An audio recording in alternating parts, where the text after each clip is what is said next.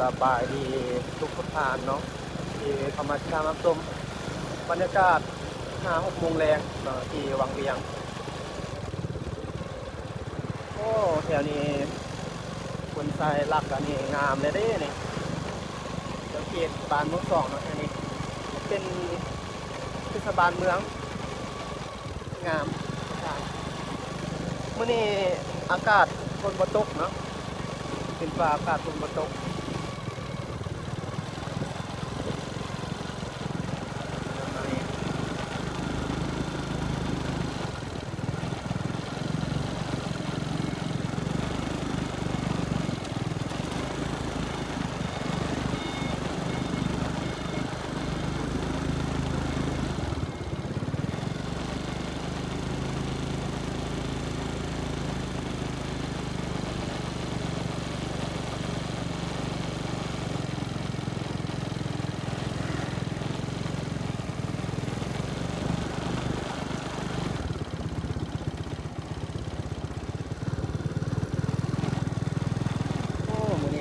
คืนหลายเลยตัวทางเมืองเวียงเฮา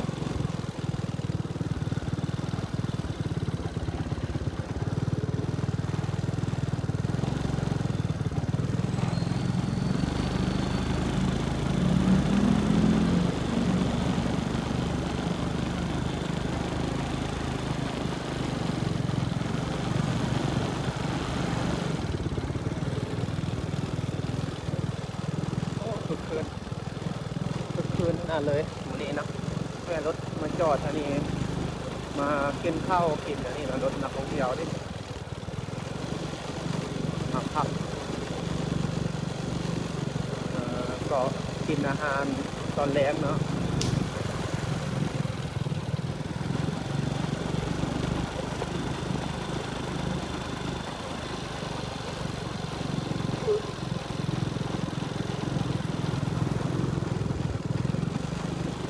พวกอาหารแก้มทางนี่ได้ขายดี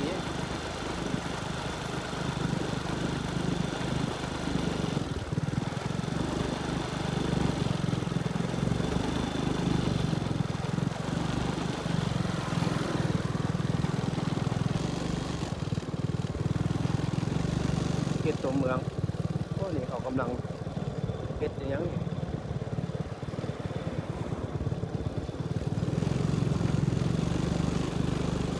โอ้มันนี่ทุกคืนทุกท่านทุกคืนหลาย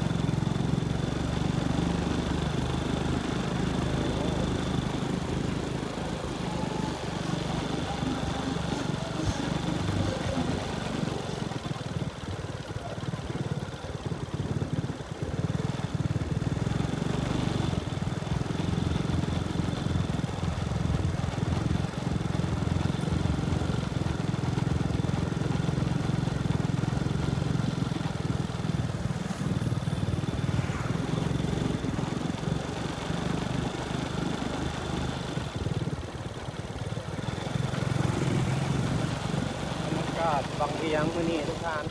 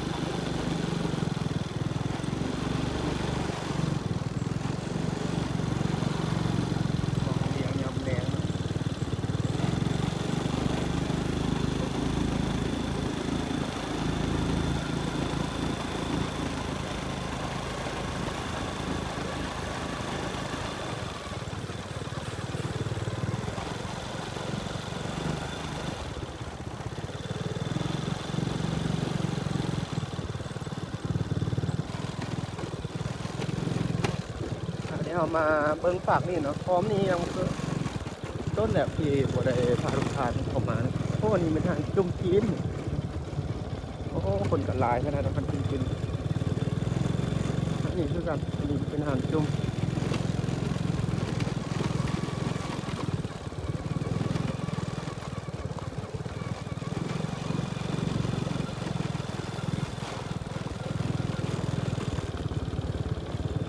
จะเป็นรถไฟฟ้าเนาะทางนี้ค่อนข้างว่าทางบอดีบันไดทุกท่านเนาะฝั่งนี้เป็นโฮมที่เรียบตามเดินเล่นเก่านี่แหละเนาะแต่มันเป็นโฮมซื้อๆลงทางฝั่งนี้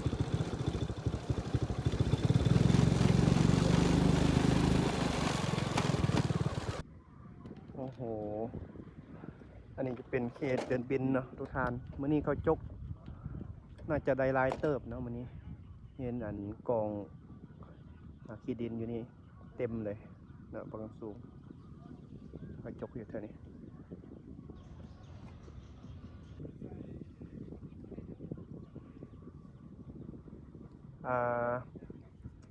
เขตนี้เขากำลังก่อสร้างเนาะทุกท่านเขาจกแล้วก็จะเริ่มเทคอนกรีตเนาะตั้งเสาอย่างต่างๆสินะบรรยากาศดูเดินบินอะไรประมาณนี้นะ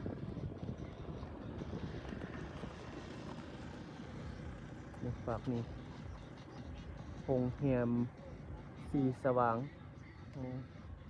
ก็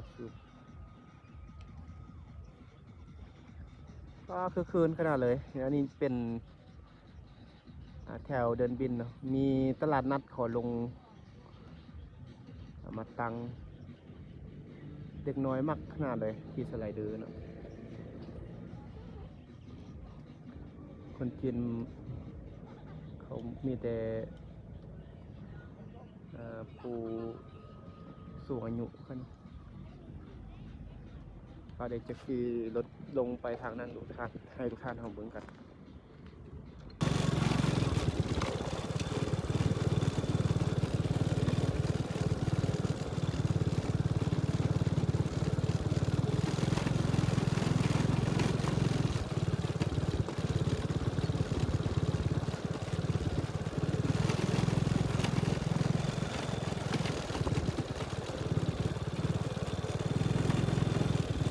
มากินเบียร์เนาะผลงานเขา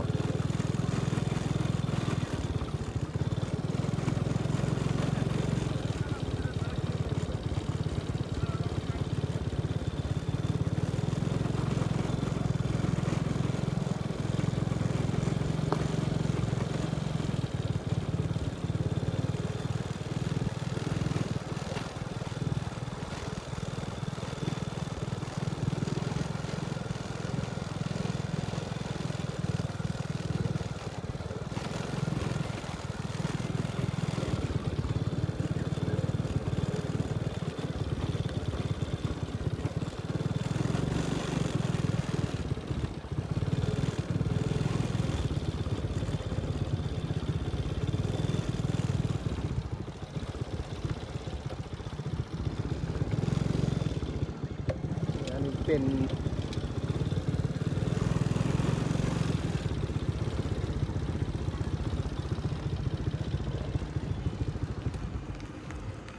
แถวตลาดนัดพอลงมาตั้งอย่างนี้ทุกท่านฝากนี่นะโอ้คือคืนเด็กน้อยมากที่สไลเดอร์ขนาดเลยบรรยากาศตอนนี้มื้อนี้อันนี้เขากำลังจะตั้งเป็นห่านเขาคือกันเนาะกำลังเชื่อมเล็กอย่างต่างๆของฝั่งนี้เป็นอะไรก็เต็มมืดแหละทุกท่านทางนี้ก็เต็มมืดแหละเขามาตั้งอันนี้นะจากน้อยตลาดกลางคืนเขาให้มาตั้งทางนี้นะครับจะคือคืนนะบริเวณแถวนี้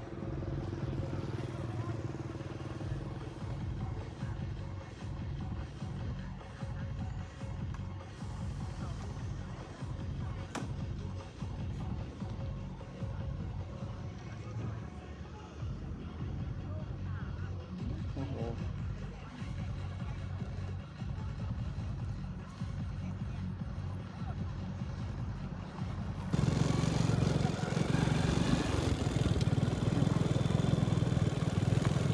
ำลังมาตั้งเนาะนี่เนาะ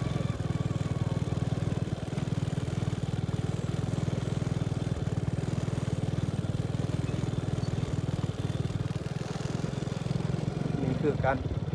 โอ้งาม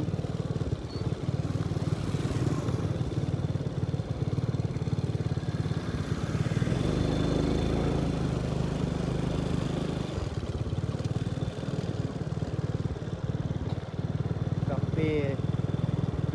งามเลยว้าวงามขนาดเลยทุกท่านบรรยากาศสุดๆเลย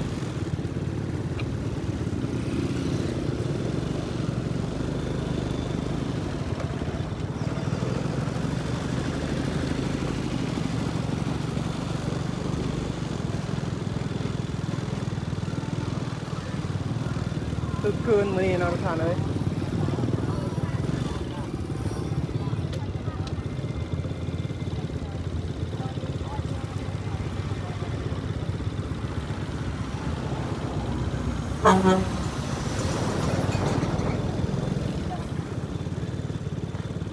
ข้ามไปรถกันหลายมื้อนี้นะ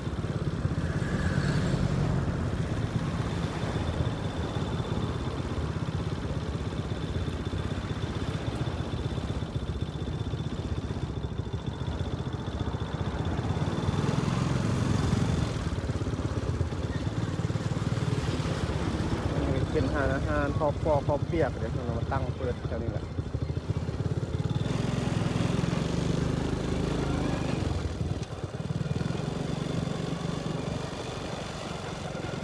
อาหารเรื่องปรับปรุงอย่างต่างๆเนาะสุภาพแคมป์ทางนี่ก็ได้เนาะมากินข้าวกินเบียร์ซิวๆนี่ก็ได้เลยมาเพื่อนๆขายแคมป์ทางมันหมดเลย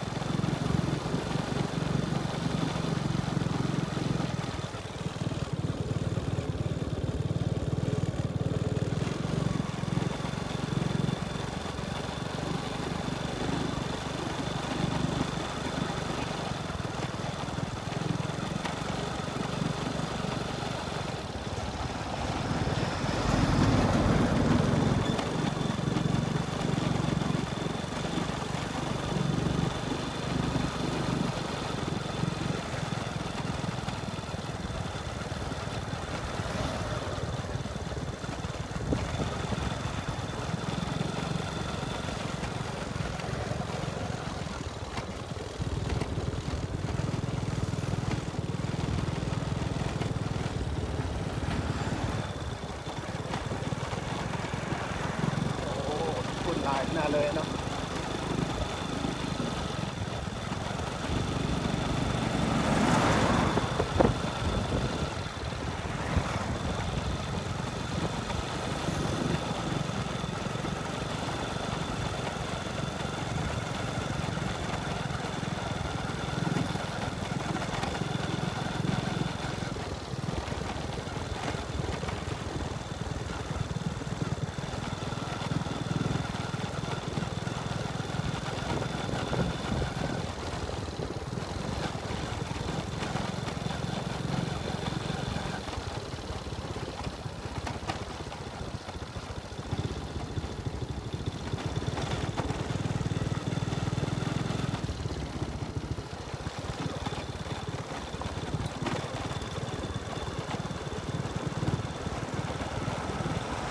ทุกท่านเนาะบรรยากาศยามแลงก็จะประมาณนี้เด้อเนาะพอกันใหม่ในตัวหน้าทุกท่าน